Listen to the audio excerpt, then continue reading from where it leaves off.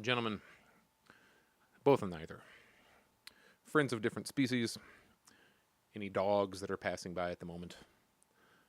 Hello, my name is Pepper. We're gonna be reading some Frederick Engels today. In my mind's like his first name Marx, last name Engels. Now they're different people. They are Carly Marx and Freddie Engels. Anyway, here we go. I'm gonna try to crank through. If I can get through chapter, there's only 3 chapters. This is a pamphlet. The 3 chapters being where we got a Utopian Socialism, talking about dialectics, historical materialism. I would love to get through as much of part 1 as I can. We'll see if we hit any of part 3. Part 2, dialectics are very important, but not the most entertaining thing to read about. Let's do it. I'm gonna shut up. Part 1, development of Utopian Socialism. You might not even realize just how long people have been talking about socialism as a thing. Modern socialism is, in its essence, the direct output, the direct product, of the recognition, on one hand, of the class antagonisms existing in the society of today, between proprietors and non-proprietors, between capitalists and wage workers, on the other hand, of the anarchy existing in production. But, in its theoretical form, modern socialism originally appears ostensibly as a more logical extension of the principles laid down by the great French philosophers of the 18th century. Marx and Engels both point to the I was gonna say Protestant Reformation, the the frickin' Paris Commune, way back in the day that precipitated and back when France was doing all kinds of revolutions. That's what Marx points to as like, look, somebody tried it, and he had many critiques for it, but overall he's like, frickin' you do you guys, have fun, good luck, I hope this really succeeds. And it didn't, unfortunately, but it was a really fun month. Like every new theory, modern socialism had, at first, to connect itself with the intellectual stock in trade ready to its hand. However, deeply its roots lay in material economic facts. The great men who, in France, prepared men's minds for the coming revolution were themselves extreme revolutionists. Not revolutionaries, revolutionists. They recognized no external authority of any kind whatsoever. Religion, natural science, society, political institutions, everything was subjected to the most unsparing criticism. Everything must justify its existence before the judgment seat of reason, or give up existence. Reason became the sole measure of everything. It was the time when, as Hegel says, the world stood upon its head. First, in the sense that the human head, the principles arrived at by its thought, claimed to be the basis of all human action and association, but by and by, also in the wider sense, that the reality, which was in contradiction to these principles, had in fact to be turned upside down. Every form of society and government then existing, every old traditional notion was flung into the lumber room as irrational. The world had hitherto allowed itself to be led solely by prejudices. Everything in the past deserved only pity and contempt. Now, for the first time, appeared the light of day, the kingdom of reason. Henceforth, superstition, injustice, privilege, oppression were to be superseded by eternal truth, eternal right, capital R right, equality based on nature, and the inalienable rights of man.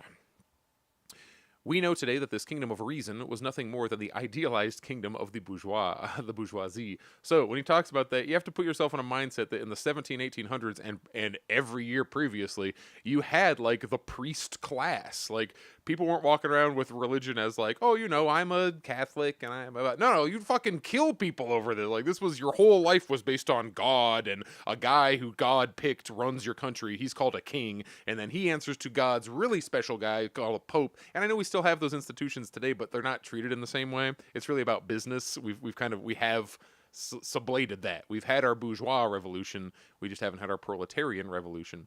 The idealized kingdom of the bourgeois, because the people who are talking about this, they're like, everything will be based entirely on logic only. It was the bourgeois doing that, because they were the ones running this revolution. So for them, yes, everything based on reason, but according to their, quote, reason, they also were the head of everything, because just like how the priests before them had rationalized out, well, here's all the reasons we should just run everything, because we're God's special boys. Now they're like, well, we're the special boys of economics. Clearly we've risen to the top. That proves how good we are. Like that kind of stuff starts popping up. That this eternal right found its realization in bourgeois justice, that this equality reduced itself to bourgeois equality before the law, that bourgeois property was proclaimed as one of the essential rights of man, as it still is, and that the government of reason, the contrat social of Rousseau, came into the social contract. Hey, social contract, oh my god. came into being and only could come into being as a democratic bourgeois republic. The great thinkers of the 18th century could, no more than their predecessors, go beyond the limits imposed on them by their epoch. Basically saying, look, the bourgeois did the best they possibly could, but that's where their station was. They took us to the limit that they kind of can, not because they're dumb and bad people. It's just, well, that's the realm you live in. Like, that's how even could you just the class traders are kind of rare. Like Lenin was bourgeois; he grew up in a rich family. Engels, bourgeois, owned factories, etc. But the number of bourgeois that's who theory is for, by the way. That's who's supposed to read this shit. Your average worker on the street probably is not. But like, I went to college, so like I should be reading shit. Like, that's my whole thing, right? Like, you write this for other bourgeois people who need to logic their way into it, as opposed to other people who just kind of. You're kind of born in the situation, but hey, even then, putting it into words is good. But side by side with the antagonisms of the feudal nobility and the burghers, who claimed to represent all the rest of society, was the general antagonism of exploiters and exploited, of rich idlers and poor workers. That's the whole turn it on its head thing that the people who do the most work should probably run things. It was this very circumstance that made it possible for the representatives of the bourgeois to put themselves forward as representing not one special class, but the whole suffering of humanity. Still further, from its origin, the bourgeoisie was saddled with its antithesis. Capitalists cannot exist without the wage workers, like literally, and in the same proportion as the medieval burgher of the guild develops into the modern bourgeois, the guild journeyman and the day laborer outside of the guilds developed into the proletarian. It used to be you'd hang out with all the bakers and you'd learn your baking trade, and it was kind of kept a little like in this own thing. And eventually just like, all right, we're just working. We're working. The guilds and the unions have kind of broken down. And although, upon the whole, the bourgeoisie and their struggle with the nobility could claim to represent, at the same time, the interests of different working classes of that period, yet in every great bourgeois movement, there were independent outbursts of that class, which was the forerunner, more or less developed, of the modern proletariat. For example, at the time of the German Reformation and the Peasants' War, the Anabaptists and Thomas Müntzer, in the Great English Revolution, the Levelers, and the Great French Revolution, Babeuf. Basically, he's like, look at all these old socialists, like proto-socialists. There were theoretical enunciations corresponding with these revolutionary uprisings of a class not yet developed. That's the key thing to keep in mind. The bourgeois as a class had and have, oh my god, at this point, they very well developed. The bourgeois class had many centuries of development. Yeah, the 16th, 17th centuries. By the time you hit the 18th century, so the 1700s, 1800s, the bourgeois class is pretty damn developed. As opposed to proletarians, where they're still kind of fractured in they're like, okay, some of you are these artisans, some of you are like a small farmer, or this. It was less concentrated, where, no, the shopkeepers in that, they had been developing, the mercantilism, etc., had been developing for almost 1,000 years, and pretty solidified as a class, which makes sense as to how they were as a class prepared to do their revolution. All these bourgeois revolutions kind of went off relatively successfully, which, I mean, hey, that's progressive historically. I don't want a king. Where are we here?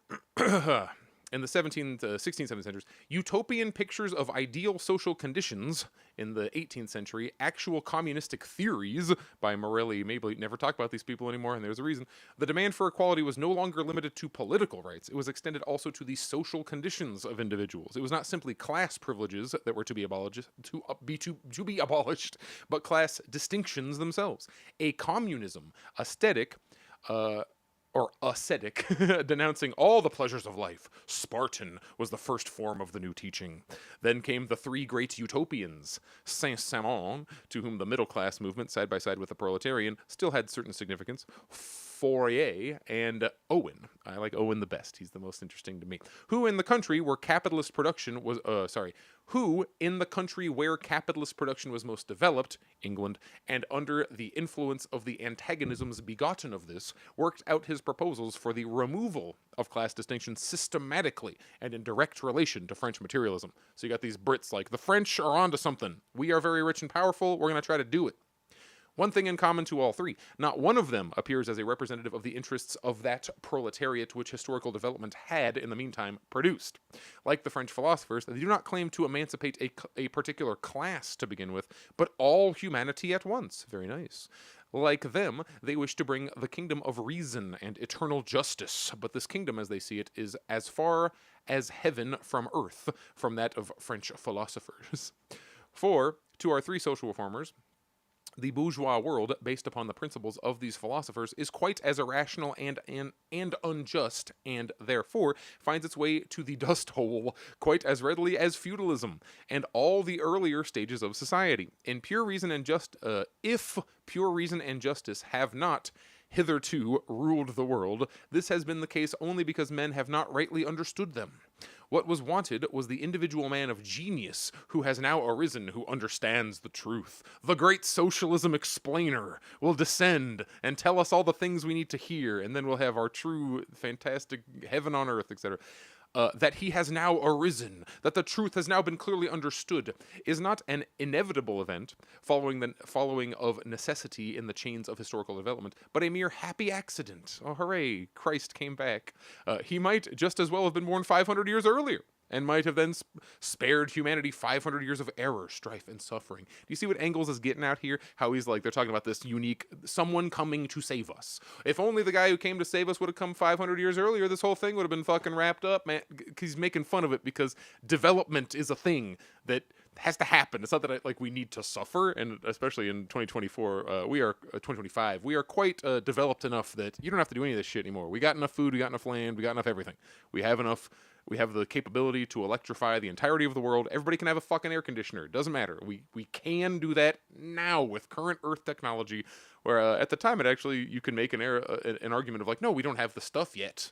It's 1810. We can't just have everybody eat. Because at the time, that was more true. You can still argue if you get your shit together, you can still feed everybody. But you could make some kind of argument. Today, there is no argument to be made. We feed the world twice over every year just in terms of caloric production. So he mocks the idea that, if only this wonderful, beautiful Jesus had come down and explained socialism to everyone 500 years earlier, we could just skip all this development nonsense that we have to do. Because that's not how it works. You can't just take a time machine, go back and be like, electricity, bam! It's you have to develop all the shit necessary to make that even possible. We got to get metallurgy up to a point, etc., etc. Okay. Let me have some Kirkland brand beer here while I'm drinking. Say, Nicolette, I don't want to have you be silent through this whole thing. What do you think? I'm listening. I was interested in hearing that, but I I like that you're having a beer break. That makes there will be several. It's so much more proletariat. He's one of you. That's how I recommend doing theory. You're like, I hate reading. It's it's fine. Get a pint, read. You got a thing. You're sipping, having a nice time. Right? Yeah. Marx and Engels, when they first met, it was at a bar, and they talked for multiple days. They did not leave the bar for 20, 40 hours or whatever. And they're like, okay, man, I'm exhausted. I come back. Because they had found, dude, you get it. And they both thought this is in the college age. We saw how the French philosophers of the 18th century, the forerunners of the revolution, appealed to reason as the sole judge of all that is. A rational government, rational society were to be founded.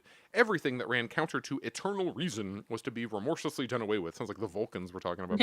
We saw also that this eternal reason was, in reality, nothing but the idealized understanding of the 18th century citizen. This is the I'm a nice rich guy ideal of the eternal reason we will rationalize. Just then evolving into the bourgeois. The French Revolution had realized this rational society and government. I mean, yeah, and that was a bourgeois revolution, and that's when you get meters and shit, Celsius shows up. They had a 10-day week. They were we must drive everything that can be religious out of this.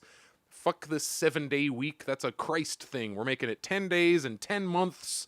And this many, they were trying to rationalize everything. The French Revolution had realized this rational society and government. But the new order of things, rational enough as compared with earlier conditions, which does make more sense than the church going, bad crops this year. Hooray! Just vibes and magic. The state based upon reason completely collapsed.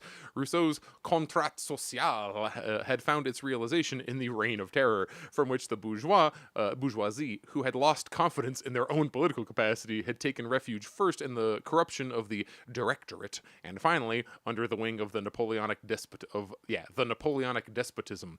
The promised eternal peace was turned into an endless war of conquest.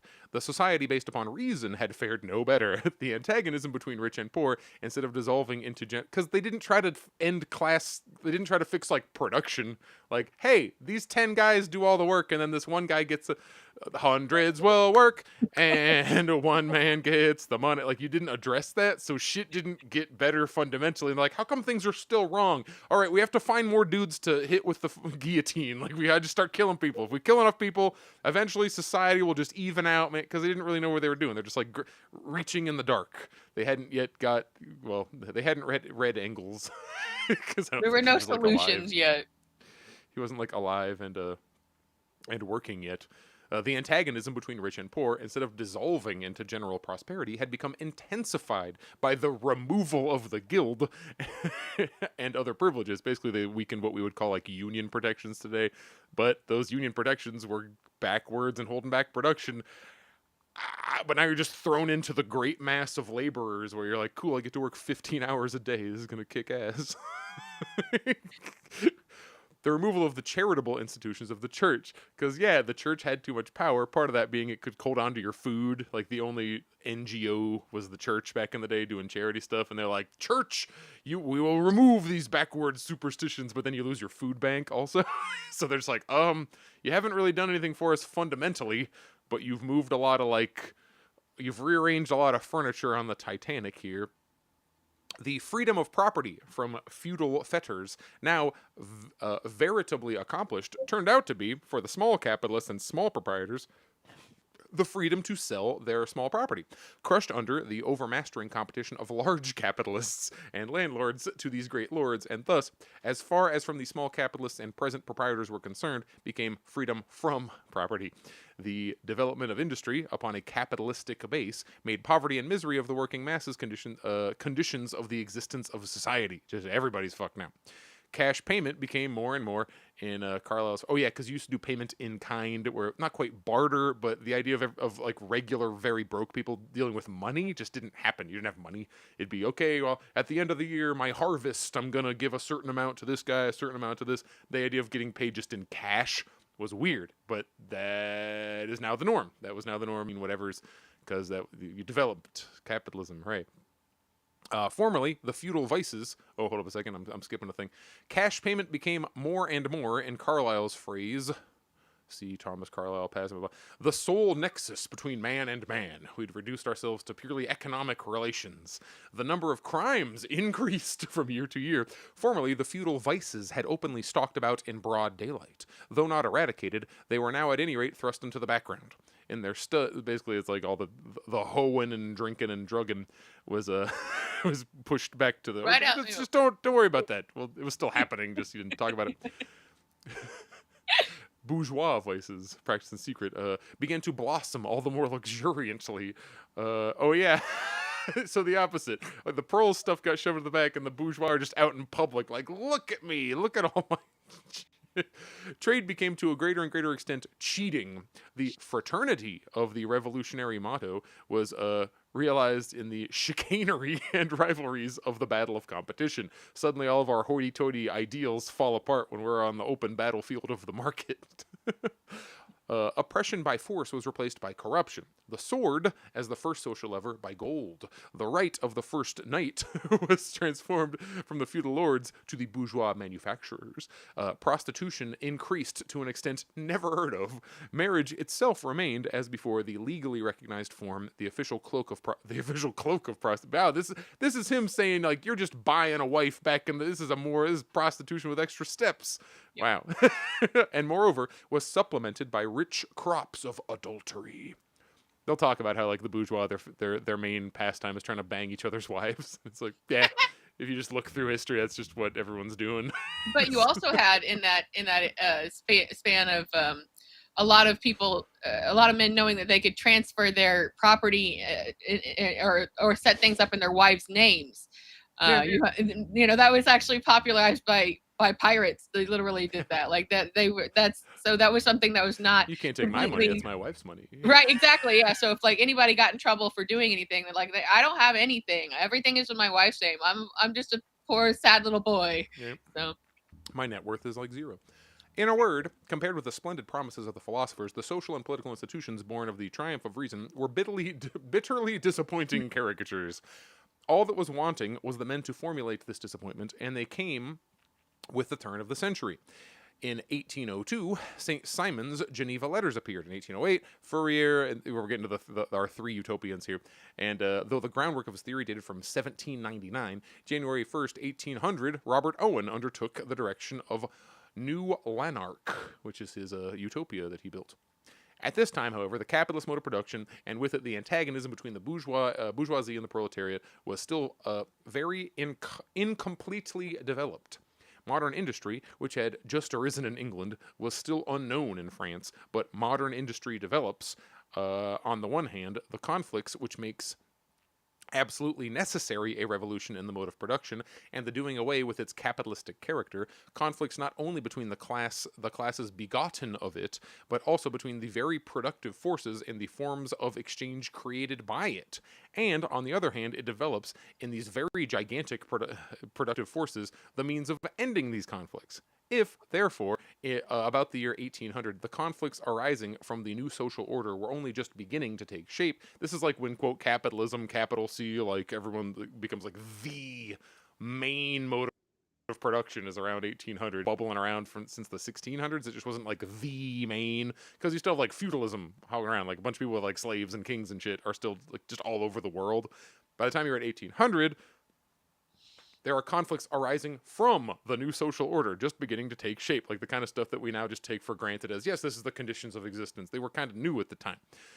This still holds more fully as the means of ending them. The have-nothing masses of Paris during the Reign of Terror, able for a moment to gain the mastery and thus to lead the bourgeois revolution to victory in spite of the bourgeois themselves. He's saying, even over in France, the bourgeois were like the who heard talking the most and who blah, blah, blah, but who actually won the revolution for them were all these underlings who were like, yes, we might get something better.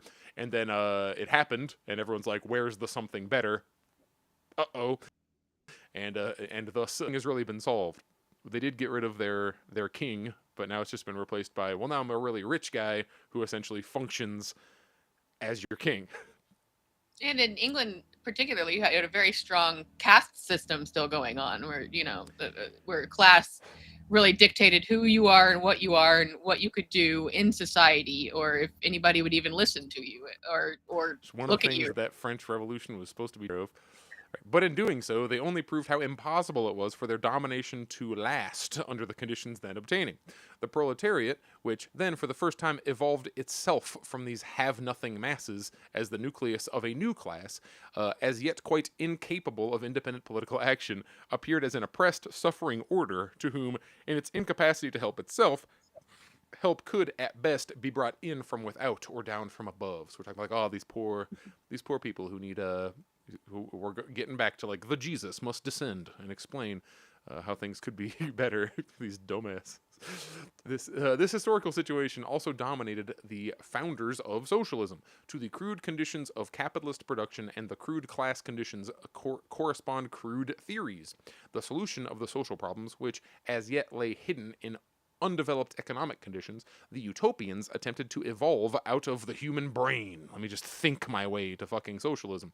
Society presented nothing but wrongs. To remove these was the task of reason. It was necessary then to discover a new and more perfect system of social order and to impose this upon society from without by propaganda, and wherever it was possible by the example of modern experiments. The whole idea that socialism is presented from without, that it comes from somewhere else and is put upon the society, is like one of the key things you got to change in your thinking, because that's just not how it happens. Historically, it has never happened that way. No one went into Russia and said, Russians, you must now do a revolution. No one came into China. Chinese, you must now do a revolution. I, the Jesus, you're like, well, who was Mao? Who was Lenin? It's like the reason they were successful is that they were with their people and their people did the thing. There wasn't some Hint, magic hint. special group. You do Right. it yourself. And if you don't do it Yeah. yourself, it doesn't work. It doesn't stay. He just talks about how, like, oh, the French did this whole bourgeois revolution, and it eventually they turned on each other, and well, then Napoleon showed up, and like, France today is not a socialist country, is it? So clearly that shit was not permanent. It didn't stick. Okay. I lost my spot in this. The solution to this, yeah. Society presented nothing but wrongs. To remove these was the task of reason. It was necessary then to discover a new and more perfect social system of order to impose to oppose this upon society from without by propaganda and model experiments. These new social systems were foredoomed as utopian. They were doomed. The more completely they were worked out in detail, the more they could not avoid drifting off into pure fantasies. PH fantasies. That's Germany. I guess they must spell it that way. These facts once established, we need not dwell a moment longer upon this side of the question, now wholly belonging to the past. We can leave it to the literary small fry to solemnly quibble over these fantasies, which today only make us smile, and to crow over the superiority of their own bald reasoning as compared with such insanity. For ourselves, we delight in the stupendously grand thoughts and germs of thought that everywhere break out through their fantastic covering, and to which these Philistines are blind. So it's not that he's saying, like, man, this can never work. It's him saying, no, they've literally tried it in the largest, the most extensive ways you can imagine. Like, they did this in a bigger way than any current U.S. billionaire could possibly do, even if they threw their entire fortune into trying to do it. There has already been grander experiments in socialist utopianism than you can even fucking make up in your head, and you don't need to make them up in your head. They happened. You can go read about them. We don't talk about, oh, if the French did a revolution. No, it happened, and we can look. The French Revolution, and there were multiple, actually. There were a couple of French revolutions. The Paris Commune. You can look at the things. This isn't fantasy. This isn't what if. This is what happened when. It already happened. You can go back and look at it. And once you've learned of these things, you need to stop coming up and saying, well, if only Elon Musk would spend enough money. It never, ever works that way.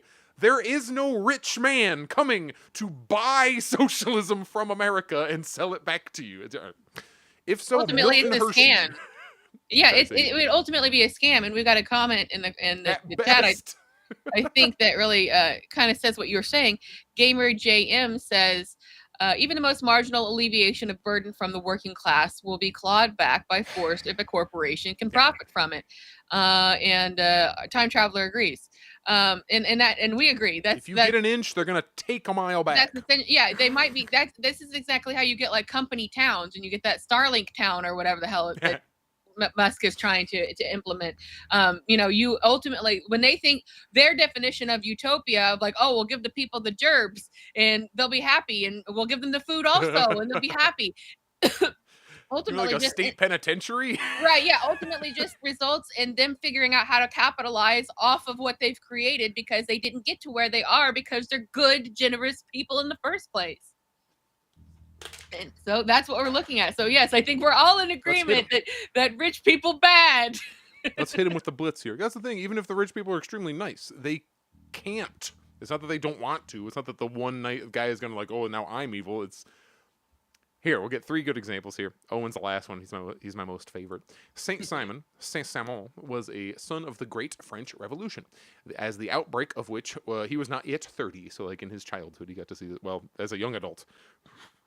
The revolution was the victory of the third estate, i.e. the great masses of the nation, working in production and the trade over the privileged idle class, the nobles and the priests. Notice he does not say bourgeois, because at that time the bourgeois was not the owning class. They were they were in the middle somewhere, but they were not the owning class. The owning class are the nobles and the priests, the kings, your King Louis, etc., and all their rando friends and family members.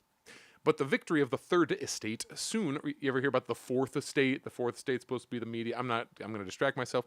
The victory of the third estate soon revealed itself as exclusively the victory of a smaller part of this estate, as the conquest of political power by the socially privileged section of it, i.e. the propertied bourgeoisie, and the bourgeoisie had certainly developed rapidly during the revolution, partly by speculation in the lands of the nobility. Basically like, we're betting these motherfuckers are going down. And they won in the stock market. They're like, oh, cool. and the nobility and of the church, confiscated and afterwards put up for sale and then bought by the bourgeois. That's how they get them. And partly by frauds upon the nation by means of army contracts. Wow. Wow. The military industrial complex of 1700s France.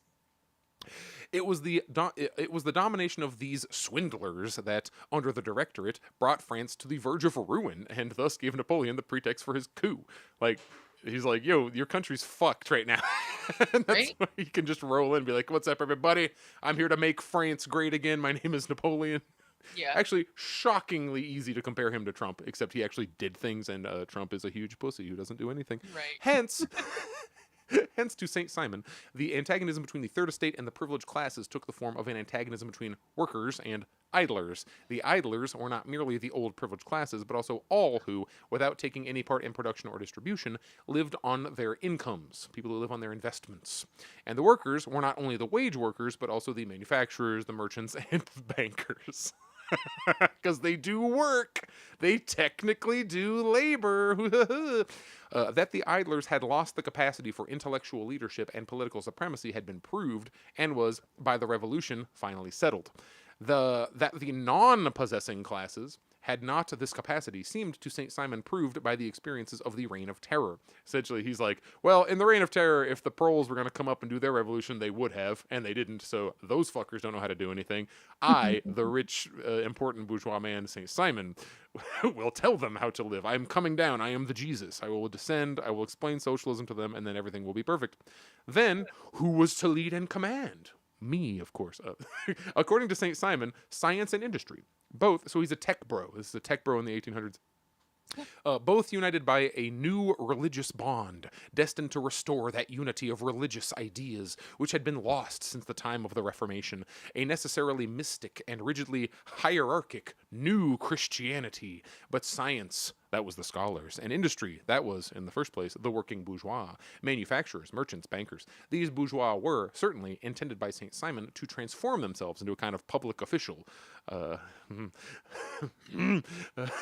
of social trustees, but they were still to hold, vis-a-vis of the workers, a commanding and economically privileged position. The bankers especially were to be called upon to direct the whole of societal production by the regulation of credit. So just what we have now. St. Simon was just a forward-thinking guy who predicted current Earth. This conception was in exact keeping with a time in which modern industry in France, and with it the chasm between bourgeoisie and proletariat, was only just coming into existence. But what St. Simon especially lays stress upon is this. What interests him first, and above all other things, is the lot of the class that is the most numerous and the most poor. La classe la plus nombreuse et la plus pauvre. The most numerous and most numerous and most poor. He already said it. Already in his Geneva letters, St. Simon lays down the proposition that all men ought to work. In the same work, he recognizes also that the reign of terror was the reign of the non-possessing masses. See, says he to them, see what happened in France at the time when your comrades held sway there. They brought about a famine, essentially saying the proles have proven that they cannot govern. But to recognize the French Revolution as a class war, and not simply one between nobility and bourgeoisie, but between nobility, bourgeoisie, and the non-possessors, was, in the year 1802, a most pregnant discovery. So essentially, like, that was new. In 1816, he declares that politics is the science of production, and foretells the complete absorption of politics by economics. The knowledge that economic conditions are the basis of political institutions appears here only in embryo. Yet, you realize for reference here, Capital came out in, I think, 1860 something, so like 60 years after this. Yet, what is here already very plainly expressed is the idea of the future conversion of political rule over men into an administration of things and a direction of processes of production. That is to say, the abolition of the state. So he was kind of on a track about which recently there has been so much noise. And who was making that noise? This guy, Engels and Marx. Saint Simon shows the same superiority over his contemporaries when in 1814, immediately after the entry of the Allies into Paris, and again in 1815 during the 100 Days War, not the World War II allies, different allies, he proclaims the alliance of France and England, and then of both of these countries with Germany as the only guarantee for the prosperous development and peace of Europe. To preach to the French in 1815 an alliance with the victors of Waterloo required as much courage as historical foresight. If in St. Simon we find a comprehensive breadth of view by virtue of which almost all the ideas of later socialists that are not strictly economic and found in him in embryo, we find in Fourier a criticism of the existing conditions of society, genuinely French and witty, but not upon that account any the less thorough. It's even though he is French, he makes good points. It's not any less thorough, even though he is French and sarcastic. Fourier, actually, yeah, here, I'll pause again because I don't want to be entirely monopolistic with the voice.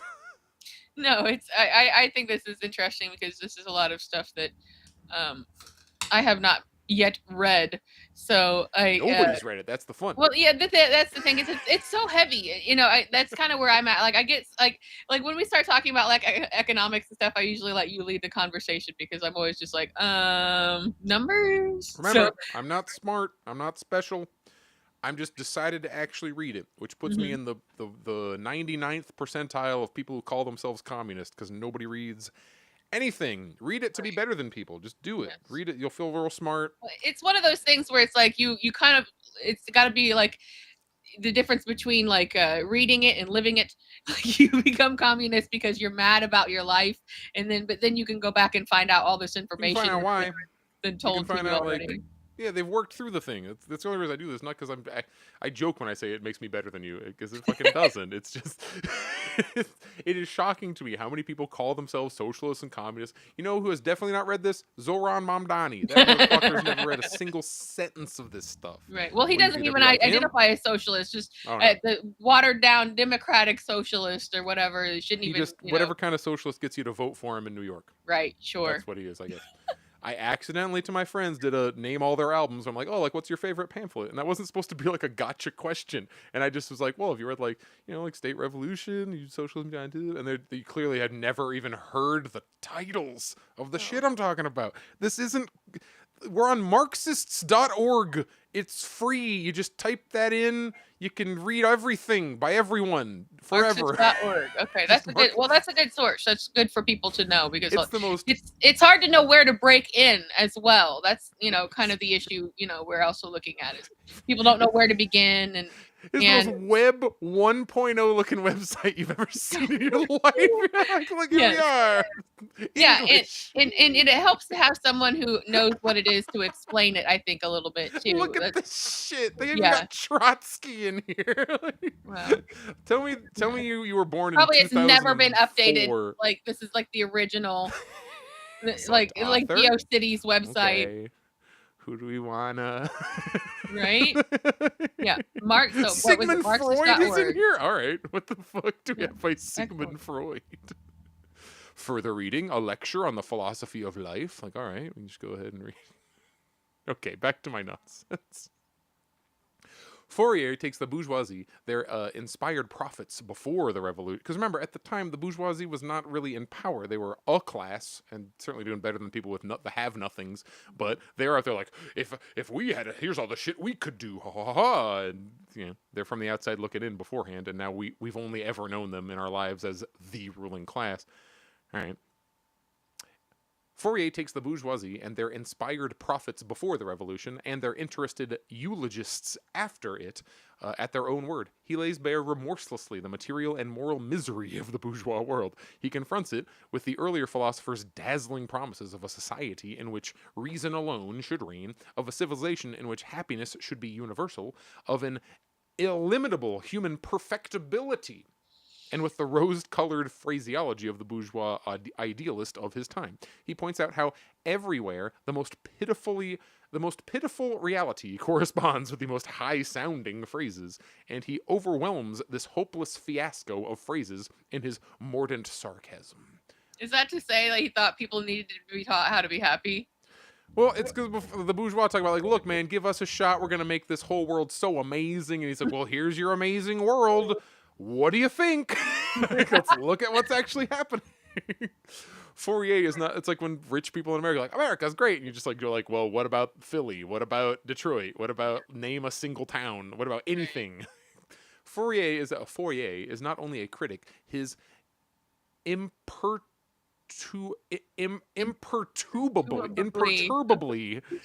he cannot be perturbed. His imperturbably serene nature makes him a satirist, and assuredly one of the greatest satirists of all time. He depicts with equal power and charm the swindling speculations that blossomed out of the downfall of the revolution, and the shopkeeping spirit prevalent in and characteristic of French commerce at the time. Still more masterly is his criticism of the bourgeois form of the relations between sexes and the position of woman in the bourgeois society. He was the first to declare, in any given society, the degree of women's emancipation is the natural measure of the general emancipation, which is like a thing socialists talk about now, where like, if you want to look at a society and how far along they're coming, look at what women are doing. And then you got Mao over there. Women hold up half the sky. You still have this stat where in former USSR countries, about 50% of the high science positions are women, because the fucking Soviets were like, hey, ladies, we want you to do things. Did you guys know that women are people too? Did you know that? Yeah, exactly. It's, hey, let us, it's the freaking, it's a meme of Wojaks with guns, and they're like, you will become a world-renowned scientist, and like pointing at the peasants, and like, no, there must have been a mistake. I was supposed to be an illiterate prostitute. It's like, and Yeah, that's like a joke, but it's also reality. If you just look around, like the person who was saying that was like, yes, my grandmother, where I grew up in Vietnam, did not want me to learn how to read because that was seen as, you know, like traditionally, oh, women do this and men do blah blah. But the Viet Cong came in, they're like, you're gonna learn to read, and she's like, all right. And then they did. And just like the meme just kind of is reality. It's not that I think everyone should be threatened by the barrel of a gun to do things, but if you're like, no, in our tribe women have their feet bound and you don't learn to read and we beat the hell out of you, it's like, no, we're gonna put an end to that. And if it requires guns, okay. Right? You can if you're gonna get real serious about it, I mean, okay. What was the end of the Civil War other than fuckers in blue uniforms marching down, you will free your slaves, Right. or we'll shoot you? Like, that's it. That's when it's actually happened. That's when it's officially okay. If you do this, you will meet violence. Like, you will meet violent repression from the state if you do this thing. You can't marry a 10-year-old because a cop will show up. Be like, no. Unless you're in America, which is still allowed in some places. Again, depending on what county you're in. Right? Yeah. Let's not get too specific on that one. But most of the country, god damn it. Okay. Most of the country says you can't marry a 10-year-old. But yeah, it's a famous socialist idea of the whole, like, look at a society and how they treat women, they get a good measure for how they treat everybody. Right. But Fourier is at his greatest in his conception of the history of society. He divides its whole course thus far into 4 stages of evolution: savagery, barbarism, the patriarchate, however you read this, civilization. This last is identical with the so-called civil or bourgeois society of today, i.e. with the social order that came in with the 16th century. He proves that the civilized stage raises every vice practiced by barbarism in a simple fashion into a form of existence, complex, ambiguous, equivocal, hypocritical. That civilization moves, quote, in a vicious circle, and contradictions which it constantly reproduces without being able to solve them. Hence, it constantly arrives at the very opposite to that which it wants to attain, or pretends to want to attain, so that, example, under civilization, property is born of superabundance itself. These are ideas that still hold on with us today because they're accurate, where, heck, you have Martin Luther King saying that in America, you starve because there's too much food. You're homeless because there's too much housing. And you can just keep doing that pattern with a bunch of things here. poverty is born of superabundance itself. That's one of the critiques of capitalism. It turns abundance into scarcity because of really profit motive and a whole lot of other things. Fourier, as we see, uses the dialectic method in the same masterly way as his contemporary Hegel. I forgot Hegel was after this. Using these same dialectics, he argues against talk about illimitable human perfectibility. That every historical phase has its period of ascent and also its period of descent, and he applies this observation to the future of the whole human race. As Kant introduced to natural science the idea of the ultimate destruction of the earth, Fourier, the idea that eventually the sun burns out and it will end eventually, unless we push it somewhere else. Fourier introduced into historical science that of the ultimate destruction of the human race. It's possible. Whilst in France, the hurricane of the Revolution swept over the land, in England, a quieter, but not on that account less tremendous, revolution was going on. Industrial revolution. Steam and the new tool-making machinery were transforming manufacture into modern industry, and thus revolutionizing the whole foundation of bourgeois society. The sluggish march of development on the manufacturing period changed into a veritable storm and stress period of production. When they talk about manufacture, that's the idea of like you kind of make a thing and you work we're getting more, what is it, specialized. Your work becomes more and more specialized, and he talks about manufacture, as Marx puts it, is like the middle point where you go from I make handicrafts in my house to now I make a certain part of a thing in my house and then bring it to my boss, who then, as opposed to the full industry level, which is I turn this crank 9 billion times a day. Like I do this very specialized thing. I am basically a human machine myself. Oh, that's actually what it is manufacture is the point where the humans are kind of the machines, and then industry is when the machines are the machines, but you do still need humans to be buzzing around, cleaning them up, etc. Little kids getting into the machinery to clean it. Yeah, literally. With constantly increasing swiftness and splitting up into large capitalists and non-possessing proletarians went on, between these, instead of the former stable middle class, an unstable mass of artisans and small shopkeepers, the most fluctuating portion of the population, now led a precarious existence. The new mode of production, here's Owen, here we go. The new mode of production was, as yet, only at the beginning of its period of ascent, and as yet it was the normal, regular method of production. The only one possible under existing conditions. Nevertheless, that's the other important part, is people didn't just do this because they wanted to. It's the only method of production possible, because the rest are unprofitable or illegal. Like, this is the option, this is what you do. People don't just do things because they decide to do it. It's like, okay, in the conditions, this is what gets me the best result. Therefore, I'm going to do that. The herding together of a homeless population in the worst quarters of... Nevertheless... Even then, it was producing crying social abuses, the herding together of a homeless population in the worst quarters of the large towns, the loosening of all traditional moral bonds, of patriarchal subordination, of family relations, overwork, especially of women and children, to a frightful extent, complete demoralization of the working class, suddenly flung into altogether new conditions, from the country into the town, from agriculture into modern industry, from stable conditions of existence, even, like, you say what you want about living a pastoral life out on your tiny farm, it certainly wasn't luxury, but it was stable conditions of existence, into insecure ones that change from day to day. Who knows what the hell am I doing? Am I the little kid in there grabbing stuff and bring, or tomorrow I'm doing this on this other random machine? Oh, that industry went away. Okay. At this juncture, there came forward as a reformer, a manufacturer, 29 years old. Damn, so young. A man of almost sublime, childlike simplicity of character, and at the same time, one of the newborn leaders of men. Robert Owen had adapted the teaching of the materialistic philosophers.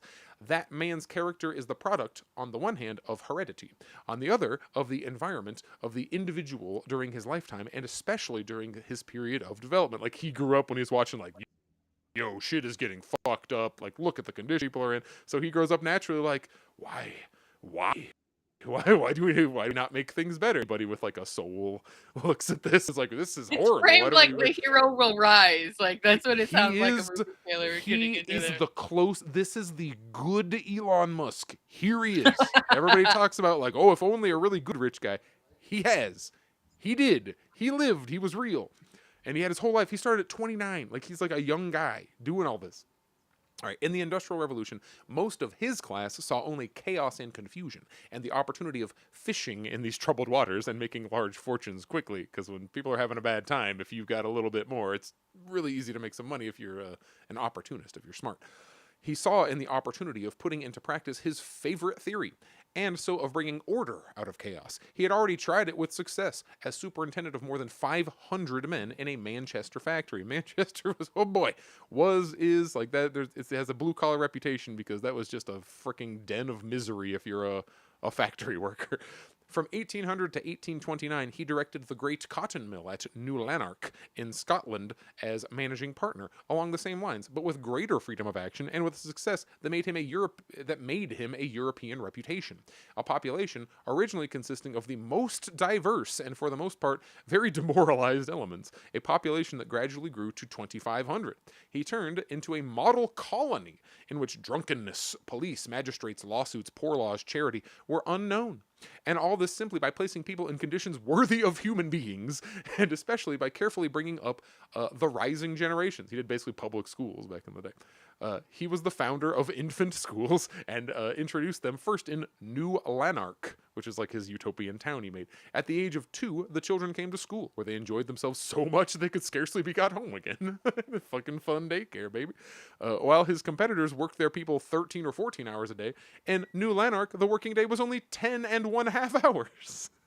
Only 10-hour days, baby. It's 6 days a week. When a crisis in cotton stopped work for 4 months, American Civil War. When a crisis in cotton stopped work for 4 months, his workers received their full wages at the time. So he's like, yeah, we're out of business. Fuck it. You're getting your paycheck. Don't worry, baby.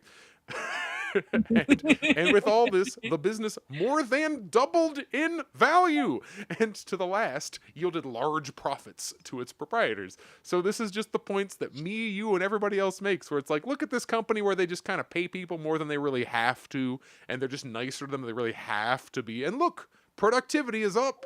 They've studied the 4-day work week, and they're like, yep, productivity stays the same or increases if you just give people another day off. Right. In spite of all this, Owen was not content. The existence which he secured for his workers was, in his eyes, still far from being worthy of human beings. The people were slaves at my mercy. Like, he's even, like, aware of the thing. The relatively favorable conditions which he had placed them were still far from allowing a rational development of the character and of the intellect in all directions, much less of the free exercise of all their faculties. And yet, here's a quote, and yet the working part of this population of 2,500 persons was daily producing as much real wealth for society as, less than half a century before, it would have required the working part of a population of 600,000 to create. You hear me going on about our productivity numbers and how we should be working like 1 hour a year?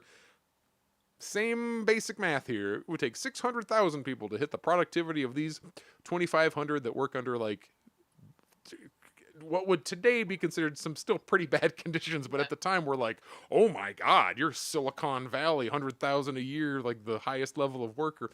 I asked myself, what became of the difference between the wealth consumed by 2,500 persons and that which would have been consumed by 600,000? The answer was clear. It had been used to pay the proprietors of the establishment 5% on the capital they had laid out, in addition to over 300,000 of clear profit, which at the time, that might as well say 300 billion. Like, the rent was about £4 a year. Right. So go ahead and multiply that by 100,000. That which held for New Lanark held to a still greater extent for all the factories in England. Another quote, if this new wealth had not been created by machinery, imperfectly as it had been implied, the wars of Europe, in opposition to Napoleon, and to support of the aristocratic principles of society, could not have been maintained. And yet this new power was the creation of the working classes. Like, working people freaking made this, you know? To them, therefore, the fruits of this new power belonged. He's making the case for the workers made it, so it should belong to the workers. The newly created gigantic productive forces, hitherto used only to enrich individuals and to enslave the masses, offered to Owen the foundations for a reconstruction of society. They were destined, as the common property for all, to be worked for the common good of all. Owen's communism was based upon this purely business foundation, the outcome, so to say, of commercial calculation. Throughout, it maintained this practical character. Thus, in 1823, Owen proposed the relief of the distress in Ireland by communist colonies, and drew up complete estimates of cost of founding them. yearly expenditure, and probable revenue. He did a cost-benefit analysis for him. And in his definite plan for the future, the technical working out of details is managed with such practical knowledge, ground plan, front and side and bird's eye views all included, that the Owen method of social reform once accepted, there is, from the practical point of view, little to be said against the actual arrangement of details. Basically saying, he did this and it all works on paper. He did every possible math. Like, look, man, it'll cost this much, but you get this much, which is a higher number. Like, fucking ironclad. He's walking around with...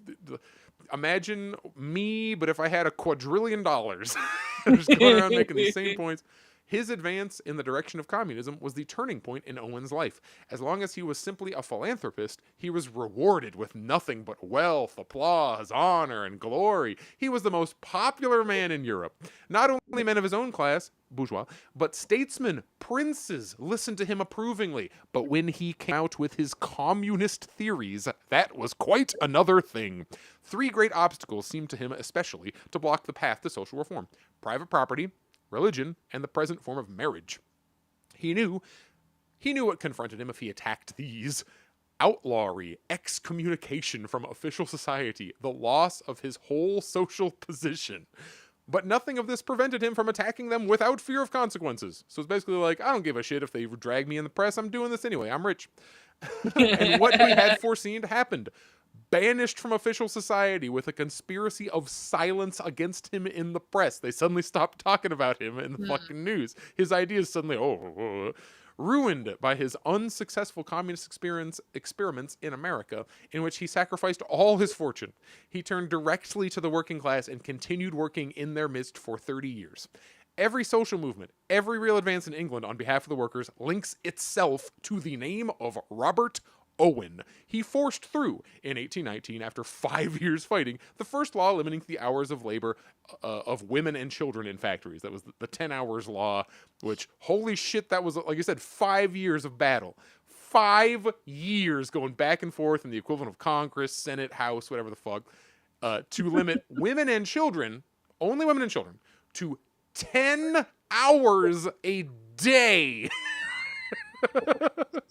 Read Capital. It'll blow your fucking mind. You're like, wow, how, if they didn't do a revolution in those conditions? All right. Right. He was president of the first Congress at which all the trade unions of England united in a single great trade association. He introduced as transition measures to the complete communistic organization of society, on the one hand, cooperative societies for retail trade and production. These have, since that time at least, given practical proof that the merchant and the manufacturer are socially quite unnecessary. They're going to get AI'd away, everybody. On the other hand, he introduced labor bazaars for the exchange of products of labor through the medium of labor. Basically, the unemployment office. He's like, let's do an unemployment office labor bazaar. You get to show up like, hey, I'm broke. Standing outside of Home Depot. That's what he got you. Labor bazaar. I need some work here.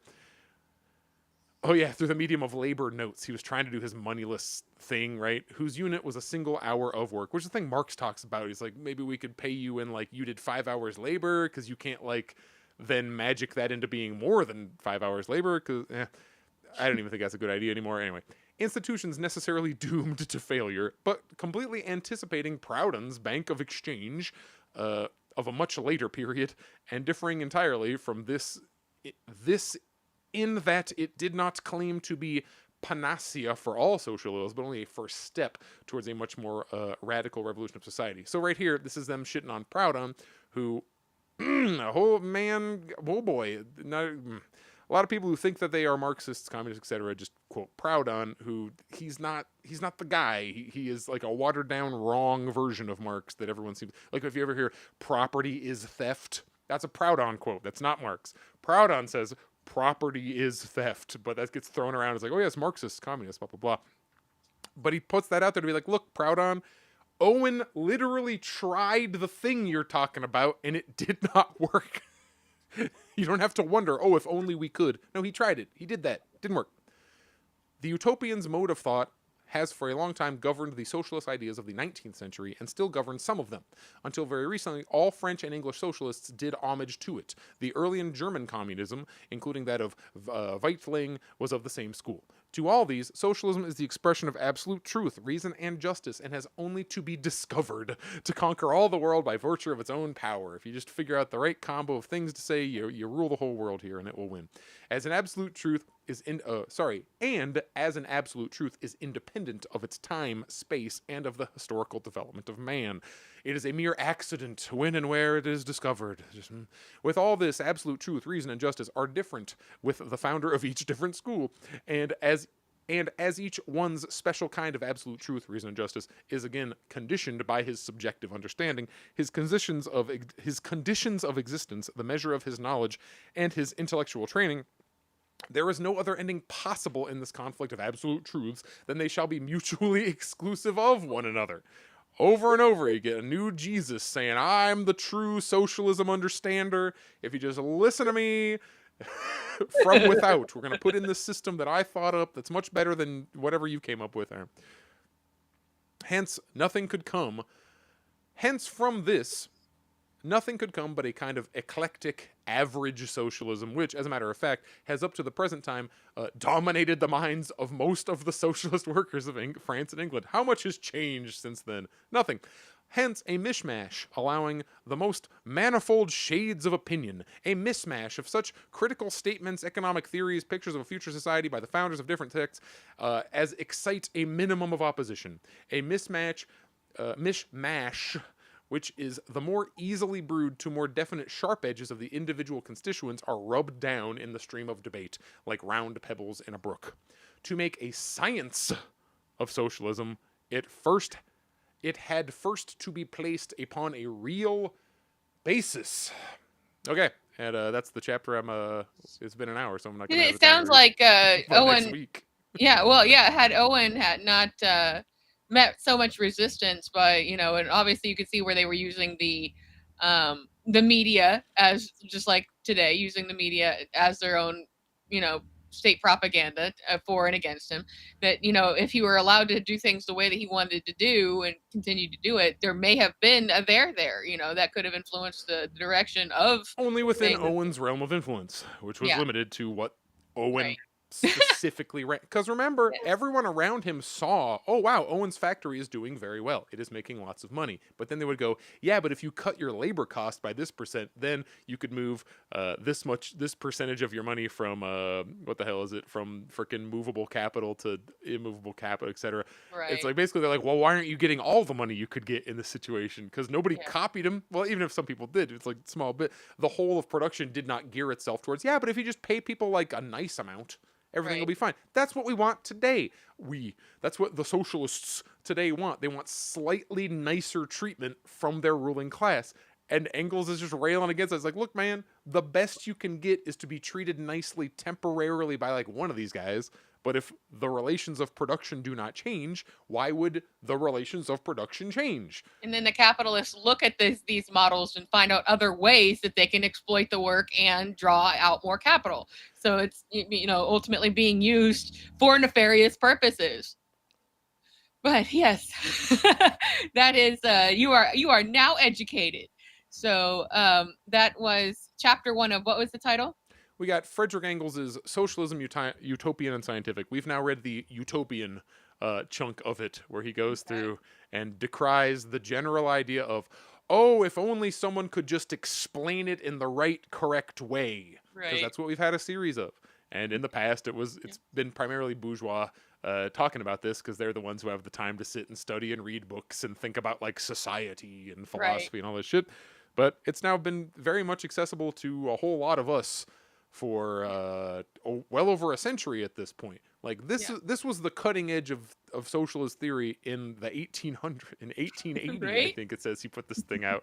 So like, imagine what has happened in the well over 100 years since. You don't have to go and bog yourself down in the very old, centuries old idea of, well, what if the bourgeois simply behaved better? That's nothing. It won't matter because some capitalist will just come and undercut it and turn it to This was back in an era where many bourgeois were like, we got it, man. We're making a concerted effort to like be better. We're just going to personally be really nice. The conditions determine what works and what doesn't. And yes, it works a bit. You can have a successful factory being nice to people. You can also have a successful factory running fucking slave operations where people are dying at 30 because you're making them work 15 hours a day, and that's just them, not their kids. Their kids are working 12 hours a day. Like, which historically has been the favored makes you way condition more of money. capitalists. Makes you a much higher rate of excess capital. Yeah, if right. you're doing that than if you're paying people quote fairly. Remember, even Owen, he's like, man, I know I'm paying these people like twice as well as anybody else around me, but it's still not good enough. And he's like, you know what? He was right, because at the time, yeah, he had the 10-hour workday. Right. Yeah. Which was considered a high luxury. Where like they were sending him on company. Remember, they were saying like his towns had like a crime rate of basically 0. He was running the China, I guess, at the time. He's The like, hello. experiment of, yeah. What if we pay people nice? Yes. So interesting stuff. And we will have another. Well, we're still kind of working out the idea of how we're going to do bonus episodes, what kind of stuff we're going to cover, and sometimes maybe just talk about stuff that's not political if we can think of it. So if you have any questions, comments, thoughts about what you'd like to hear us talk about, because I'm sure you know by this point we are both entertainers in some form or fashion.